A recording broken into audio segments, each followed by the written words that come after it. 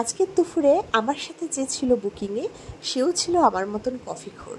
তো যথারীতি 2 cup coffee দিয়ে আমরা কাজটা শুরু করি এবং আজকের বুকিংয়ে ছিল ন্যানোপ্লাস্টিয়া, যেটা করেছিল আমাদের কম বেশি বাতকুল্লায় যারা থাকো সবার পরিচিত নন্দা ক্রিয়েশনের অমৃতাদি।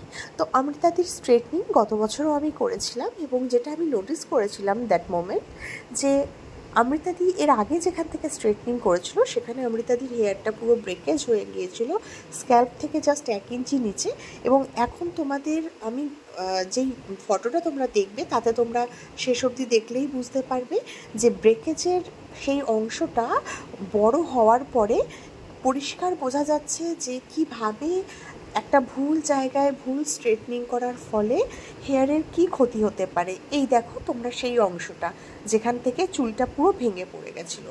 তো এটা আজকে ন্যানোপ্লাস্টিয়ার ফাইনাল রেজাল্ট। তোমরা বলো কেমন লাগলো।